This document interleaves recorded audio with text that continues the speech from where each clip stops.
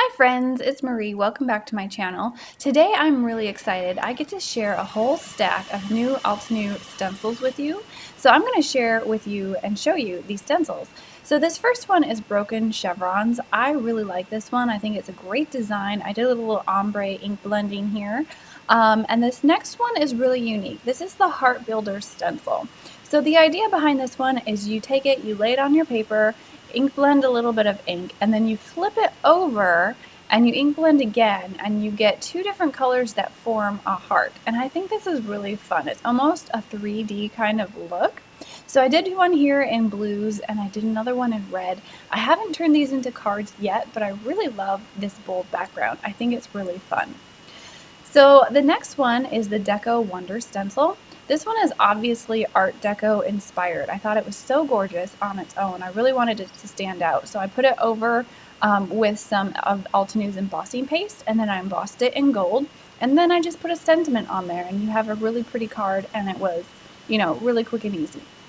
So this one actually is not the Illusion Spiral like it says here. I accidentally put it back in the wrong package. This is the Ombre Stripes, and I have it here on the side of this card, and I think it's a really great striped stencil. This one is the Illusion Spiral, like I just said. I did this one in embossing paste and then embossed over it as well, and that just gives you kind of a look of what this one looks like. I think that one would be really fun if you ink blended it and then put another color on top and got kind of a two-tone spiral. The stencil that I want to focus on in today's video is this one. This is the Floral Garden one, and I think it's really pretty. So you can go ahead and ink blend the leaves and then flip it over and ink blend the flowers and get two different colors out of this stencil. So I did an ink blended background here, and then I also used it with some embossing paste and some glitter to make a really fun sparkly background. And I'm going to show you how I did that. So I'm just laying down some plain white cardstock, and I'm going to layer on my Floral Garden stencil. Now I'm going to be doing ink blending for the leaves. I want them to be green. So I'm grabbing some of my ink and just a little ink blending tool, and you can go ahead and tape this down so it doesn't move. I chose to kind of just hold it in place, which I would not recommend. I was just kind of quickly doing this ink blending, but if you want it to really stay and not shift around on you while you're ink blending, I would recommend that you tape it down. Anyway, so I'm just going to hold it because I'm, cutting corners like I do sometimes. But I'm just taking a little bit of this ink, blending it on, and I'm doing a light green because I want to come back with another darker green and kind of get that variation in color. I think that's really nice if you can use several different colors and really add some depth. Now, if you had some smaller brushes, you could do a little bit more blending if you wanted to do darker color just on the bottom of the leaves. All I have for blending are these mini ink tools. They work fine, but you don't get all that detail that you would get with a smaller brush. So if you have some of those smaller brushes, definitely try it out. Do different ink blending techniques and really have fun with this stencil because I think it's really pretty and you get a lot of use out of it. I love that it's all one long stencil and you can just kind of flip it around and then, fill in the flowers as a different color. I think it's really fun and unique. I've really been enjoying the stencils lately, and I've been enjoying using it with the embossing paste from Altenew. Their embossing paste is just white, and it's really light and fluffy. It spreads on really great, and you can mix other things in with it. So I'm going to show you today how I kind of mix it with some inks to tint it a little bit and give it some color. So I have this light green on. I'm going to go in with some darker green. And my stencil shifted a little bit there, but you can see I'm just layering it back up, trying to make sure it's kind of in the right place. I'm not completely worried about it being like perfect because I want it to have sort of a light ink blended look. And then I'm going to really make those flowers stand out. So I think the focus is really going to be on the flowers. So I'm going to focus on that a little bit more. So I'm just rubbing on some of this darker green. I'm just kind of trying to push it into those leaves. I apologize for my camera. It's focusing on my arm instead of the stencil, but I think you can kind of see what I'm doing here. I'm really trying to push it into the leaves and more so on the bottom. But like I said, I don't get a whole lot of control with these mini ink blending tools. So if you really just want to concentrate that color in one area, use a smaller brush. Now for spreading on the embossing paste, I am going to tape this down, and I'm putting a little bit of painter tape behind my cardstock, and then I'm going to layer on my stencil and then just tape it down. So you can see through the stencil, and you can see down there on the right hand bottom corner, I'm lining it up with those leaves. They have those little leaves there that you can line up and make sure everything is just lined up and where you want it to be.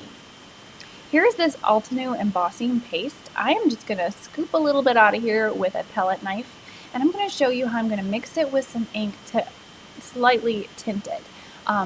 If you want it to be a really rich color, you could try different things like, I haven't tried watercolor yet, but I kind of want to try to use a little bit of liquid watercolor with this and see if that tints it or if it makes it too runny. I'm not sure. I haven't tried that yet, but it's an idea in my head that I want to try.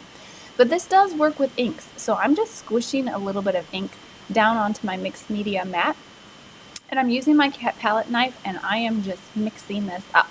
So I'm just going to keep scraping it together, keep mixing it until all of that ink is evenly mixed into my paste, and it looks like an even color. So I used a really dark color here, and you can see that mixing with the white, it turns into a really light, sort of a lavender purple, which is really pretty. So I'm just kind of making sure I get no streaks in there. All of my ink is nice and mixed in. Like I said, this is kind of a whipped cream consistency, so it's really easy to work with. It's easy to mix in some of this ink. It doesn't stick or anything, and it's actually really easy to wash up. If I ever have some leftover paste that I don't need to use, I kind of just wipe it off on a paper towel, and then I use a baby wipe to clean up my area. It's really easy to work with, and if you want to, you can take your stencil over to a sink and wash it with warm soap and water too before it dries, and it's really easy to clean up. So now that I have my purple all mixed in, I'm just going to apply it to my stencil, and I'm just carefully scraping it over the top. I'm trying not to get under those fine areas of the stencil and try not to lift it up. But it's a really light paste, so it spreads on very easily. And if you use a palette knife, it works really great. If you don't have a palette knife, you can use like a credit card or something with a flat edge, and that'll work well too. So I'm just trying to make sure I get all of those flowers filled in. I'm going to be careful down on that right hand corner on the bottom because those are open areas with leaves, and I don't want to get any of this paste over the leaves. So just watch out for the areas that you're applying this to. Make sure you just kind of fill in all of the areas so you get a nice smooth embossing paste stencil, and you're good. It's a really fun paste to work with, and I really love it with this stencil. I love how it turns out, and you'll see here in a minute how it looks. I'm actually going to add some glitter on top of this too, which is really fun, but you don't even have to do that. You can just use the paste, maybe tint it or don't tint it. If you want it white, you can just add a little bit of texture to your background, and that's really fun too. So tons of different things you can do with this paste and with these stencils. So I'm going to peel this stencil off here, and you can see the textured background that it gives. And here I just wanted to show you how I'm just wiping this up with a baby wipe. It just wipes clean, really easy, especially if you do it right away and you don't let it dry. If it does dry on there, you can still wash it off with a little warm soap and water, but it's easier to clean up right away before you let it dry. So I'm just going to add some of this sparkling snowflake glitter from Brutus Monroe. My paste is still wet, so I put a coffee filter underneath, and I'm going to sprinkle it on so it'll stick while it's wet. And then I'm just going to catch all of that extra glitter in my coffee filter so I can put it back into my jar. Now, you are working with glitter, so it's going to kind of get everywhere. If that bothers you, maybe don't try this technique. But I do want to say, once your glitter, your embossing paste dries, what I like to do is kind of rub it with my fingers or rub over it with a microfiber cloth and get some of that loose glitter off. And then it doesn't shed quite as much after it's dry. So let it dry first, and then you can rub off that loose glitter once it's dry. So that's basically how I did the background for my card. I'm not showing you the whole card today. I just wanted to show you how I used this stencil and how I did my glitter and paste technique.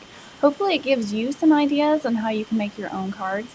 So here's that background, tapping off some of that extra glitter, really shiny, really pretty. And then you can cut it down, you can use the whole thing. What I did for my card is I just cut it down with a little stitched rectangle die, and I layered it over that broken chevron stencil.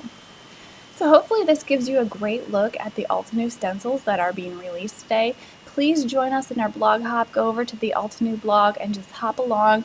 Make sure you leave comments and let everyone know how amazing their projects are. And you might even be entered to win a few prizes. But thanks for stopping by today. Don't forget to subscribe and like and do all the things. And I will catch you next time. Bye!